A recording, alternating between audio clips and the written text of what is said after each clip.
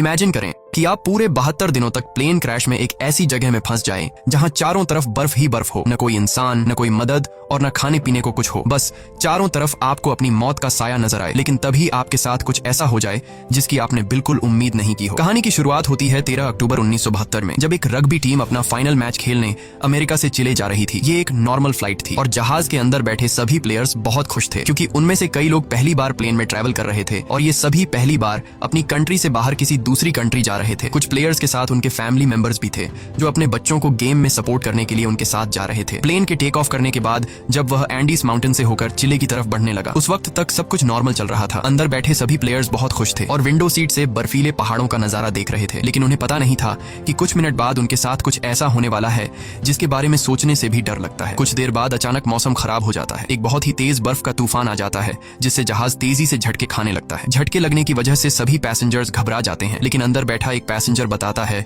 कि जब कोई प्लेन पहाड़ों के ऊपर से गुजरता है तो प्लेन में टर्बुलेंस होता है, यानी ये कोई खतरे की बात नहीं है, जल्द ही सब कुछ नॉर्मल हो जाएगा। लेकिन जैसे जैसे ये प्लेन आगे बढ़ रहा था, इसका टर्बुलेंस भी बढ़ता जा रहा था। जहाज अब और तेजी से झटके खाने लगा। प्लेन के अंदर मौजूद सारा सामान इधर उधर गिरने लगा। ये देखकर लोगों के बीच हलचल मच गई। पायलट्स जहाज को संभालने की कोशिश कर रहे थे, मगर अब जहाज कंट्रोल से बाहर हो गया था। इससे पहले कि पायलट्स कुछ कर पाते, सामने एक पहाड़ आता है और ये जहाज सामने के पहाड़ से जा टकराता है और दो हिस्सों में अलग हो जाता है। एक प्लेयर तो जहाज के टकराते ही प्लेन के पिछले पार्ट के साथ ही उड़ जाता है और हवा में गायब हो जाता है, जबकि प्लेन का आगे का हिस्सा तेजी से रगड़ते हुए बर्फ की एक बड़ी सी चट्टान से जा टकराता है। ये टकराव इतना तेज था कि प्लेन की सभी सीट्स एक दूसरे के साथ चिपक जाती हैं, जिसमें कई लोग कुचल कर मारे गए। अब जो लोग इस एक्सीडेंट से बच गए थे उन्होंने खुद को संभाला और कैबिन में मौजूद बाकी लोगों की मदद करने लगे। कुछ प्लेयर्स जल्दी से पायलट्स के पास पहुंचे और उन्हें बाहर निकालने की कोशिश की, लेकिन इस दौरान ये दोनों पायलट्स भी मारे गए थे। ये एक बहुत ही दर्दनाक माहौल था। हर तरफ खून ही खून फैला हुआ था। चारों तरफ लाशें बिखरी हुई थीं। इस प्लेन में टोटल 45 लोग ट्रैवल कर रहे थे, मगर इस क्रैश के बाद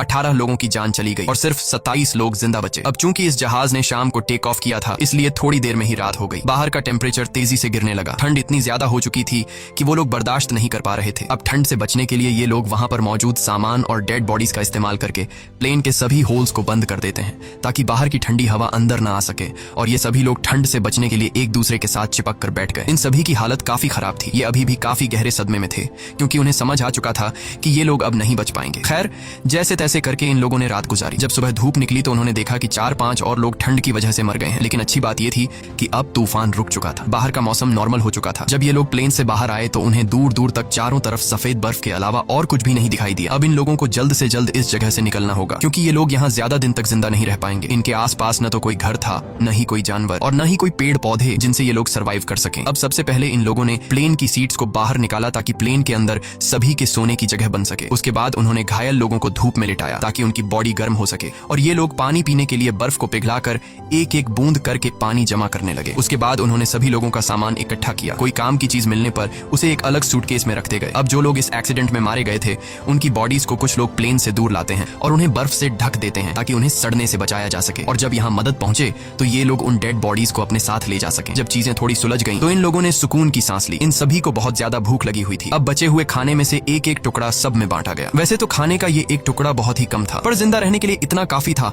हालांकि सब जानते थे कि यह खाना उन्हें तब तक चलाना होगा जब तक उनके पास कोई मदद न पहुंचे। सबको लगा कि अब तक गवर्नमेंट को पता चल चुका होगा कि उनका प्लेन क्रैश हो चुका है और जल्द ही इन लोगों को रेस्क्यू कर दिया जाएगा। इसीलिए वे सब एक साथ बैठकर मदद का इंतजार करने लगे। असल में जिस जगह उनका प्लेन क्रैश हुआ था वह दरअसल एक वैली थी जिसके चारों तरफ ऊंचे पहाड़ थे, जिस वजह से यहाँ से निकलना इतना आसान नहीं था। अभी ये बातें चल ही रही होती हैं कि तभी ऊपर से प्लेन गुजरता है। प्लेन को देखकर ये सभी जोर जोर से चिल्लाकर अपनी मौजूदगी जाहिर करते हैं, लेकिन इसका कोई फायदा नहीं होता, क्योंकि वो प्लेन काफी ऊंचाई पर था जिससे वो नीचे मौजूद फंसे हुए लोगों को देख नहीं पाता और प्लेन उनकी नजरों के सामने से होते हुए गायब हो जाता है। कुछ घंटे बाद रात हो गई। ये सभी एक्स्ट्रा कपड़े पहनकर प्लेन के अंदर छिप गए और अंदर मौजूद लगेज का इस्तेमाल करके प्लेन के सभी होल्स को बंद कर देते हैं। इस तरह से ये रात भी गुजर गई और अगली सुबह नांदो नाम के एक आदमी को होश आया जो प्लेन क्रैश के बाद से ही बेहोश पड़ा था। नांदो की हालत इतनी खराब थी कि वो अपने पैरों पर खड़ा नहीं हो पा रहा था, लेकिन इसके बावजूद वो अपनी बहन के पास गया और उसे गले से लगा लिया। जब नांदो ने अपने पेरेंट्स के बारे में पूछा तो उसे बताया गया कि उसके मॉम डैड मर चुके हैं। ये सुनकर उसे काफी दुख हुआ। उधर बाकी लोगों ने दोबारा से बर्फ पिघलाई और थोड़ा पानी इकट्ठा किया और उसे पीकर गुजारा करने लगे। उन्होंने जमीन पर एक्स का साइन भी बनाया ताकि ऊपर से गुजरने वाले जहाज को नजर आ सके। कुछ देर बाद एक और प्लेन उनके ऊपर से गुजरा,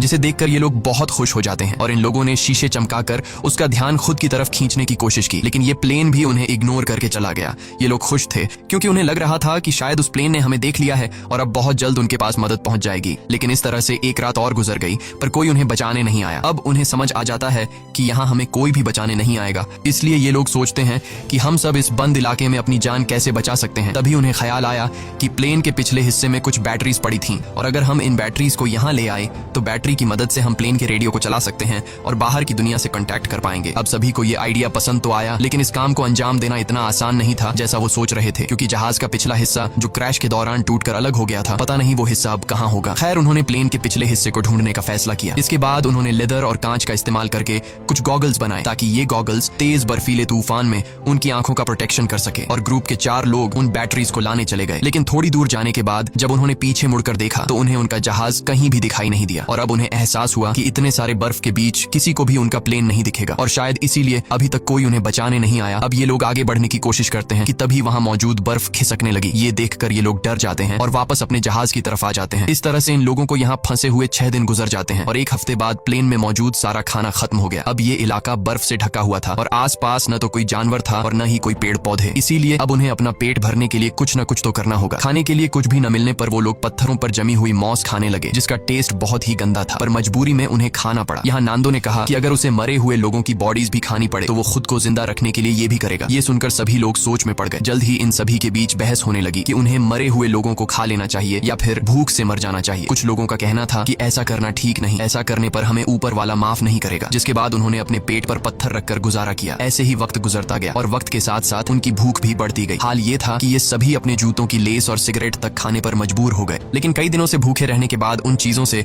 उनकी भूख कहाँ मिटने वाली थी। ऐसे ही कुछ दिन और गुजर गए और भूख के चलते नंदो की बीमार बहन मर गई। नांदो ने अपने माता पिता के साथ साथ अपनी बहन को भी खो दिया। इस तरह से वक्त गुजरता गया और इन लोगों ने जैसे तैसे करके खुद को 9 दिनों तक जिंदा रखा। लेकिन अब तक उनकी भूख इतनी बढ़ चुकी थी कि उनके दिमाग ने भी काम करना बंद कर दिया था और अब उनकी मौत उनसे सिर्फ 1 कदम दूर थी। अब उनके पास कोई और दूसरा चारा नहीं था, इसीलिए उन्होंने उन डेड बॉडीज को खाने का फैसला किया। सबसे पहले 4 लोग प्लेन से बाहर गए और लाशों को काटकर खाने लगे। उन्हें खाते देख कुछ और लोगों ने भी अपना मन बदल दिया और वे भी उनके पास गए अपना पेट भरने के लिए। लेकिन 5 लोग ऐसे थे जिन्हें अपनी मौत तक मंजूर थी, पर किसी दूसरे इंसान को खाना ठीक नहीं समझा। अगले दिन से ये लोग लाशों को दूर ले जाकर काटने लगे ताकि इन 5 लोगों को कोई तकलीफ न हो। यहाँ पर नुमा नाम के एक लड़के को बर्फ में दबा एक सूटकेस मिला। सूटकेस को खोलने पर उन्हें अंदर एक रेडियो मिला। रेडियो को ऑन करने के बाद उन्हें पता चलता है कि इसमें सिग्नल नहीं है, जिसके लिए इन लोगों ने चीजों को जोड़कर एक एंटेना बनाया और इस रेडियो पर उन्होंने एक न्यूज सुनी जिसमें बताया जा रहा था कि सरकार ने इनके खोज में कई रेस्क्यू ऑपरेशंस चलाए थे और 66 के करीब हवाई जहाजों को उनकी तलाश में भेजा था। लेकिन इतनी कोशिशों के बावजूद जब इन लोगों का कोई अता पता नहीं चल सका तो सरकार ने उन्हें मरा हुआ डिक्लेयर कर दिया। इसीलिए अब गवर्नमेंट ने इन लोगों को ढूंढना बंद कर दिया है। यह खबर सुनकर ग्रुप के सभी लोगों की हिम्मत टूट गई और उनके जिंदा बचने की सारी उम्मीदें मिट्टी में मिल गईं। अब उन बचे हुए 5 लोगों में से जिन्होंने डेड बॉडीज को खाने से इनकार कर दिया था, उनमें से 4 लोगों ने भी मांस खा लिया, क्योंकि वे जान चुके थे